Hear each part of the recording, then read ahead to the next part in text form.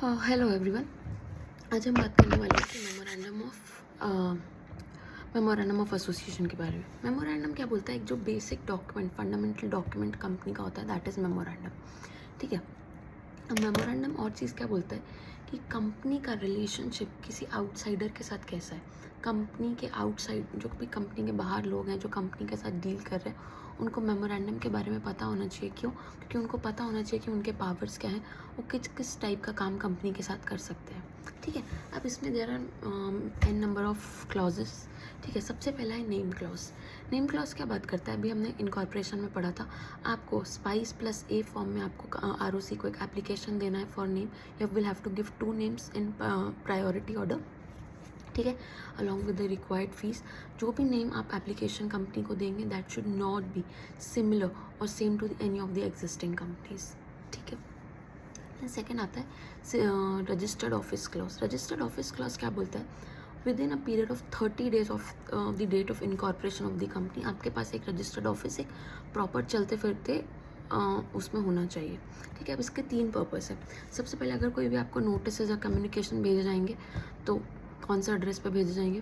दूसरा, आपके statutory books of accounts और आपकी board meetings, general meetings, statutory meetings किस एड्रेस पे होंगी। थर्ड, आप किस डोमिसाइल, आपकी कंपनी का जुरिसडिक्शन क्या है, कौन सी एनसीएलटी, कौन सा आरओसी आपके ऊपर एप्लीकेबल है, कौन सा हाई कोर्ट आपके ऊपर एप्लीकेबल है। तो रजिस्टर्ड ऑफिस क्लॉज या सिचुएशन क्लॉज के लिए 3 important things: your jurisdiction, your statutory books, your board meetings और जनरल मीटिंग्स कहाँ पे होंगे, और तीसरी चीज़, आपके जो भी नोटिस या कम्युनिकेशंस आपको किए जाएंगे वो किस एड्रेस पे किए जाने चाहिए। अब बात करते हैं ऑब्जेक्ट की। Object clause. ऑब्जेक्ट क्लॉज क्या बोलता है कि आपकी कंपनी क्या क्या काम करने वाली है। your company needs to mention the objectives and the further objectives of your company. You cannot do anything that is beyond what is stated in your objectives. If you do anything that is outside the purview of the objective stated in the memorandum, the act would be ultra vires and void. अब बात होगी name clause की, बात होगी registered office clause की, बात होगी object clause की, बात होगी। Fourth comes is liability clause. Liability clause बोलता है कि आपकी कंपनी जो भी है वो कैसी रहेगी। It would be limited by shares, limited by guarantee और अनलिमिटेड कंपनी। अगर लिमिटेड बाय शेयर्स है तो आपका कितना पैसा लिमिटेड बाय शेयर्स रहेगा, कितना पेड रहेगा। आपकी maximum liability would be to the extent of unpaid amount held by you. Unlimited limited by guarantee क्या बोलता है? आपका पैसा, जो भी गारंटी आपने दी है, आपको उस अमाउंट को at the time of winding up आपसे बुलाया जा सकता है। अनलिमिटेड कंपनी के ऊपर आपकी कोई भी लिमिट नहीं रहेगी। ठीक है।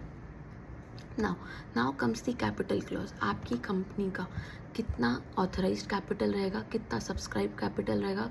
ठीक है। आपकी फेस वैल्यू आपके शेयर की कितनी रहेगी, ये आपको कैपिटल क्लॉज में बताना है। नाउ इसका ही पार्ट रहेगा सब्सक्रिप्शन क्लॉज। सब्सक्रिप्शन क्लॉज क्या बोलता है? कौन से डायरेक्टर ने किस रेशियो में आपकी कैपिटल को सब्सक्राइब किया है, that is the subscription clause.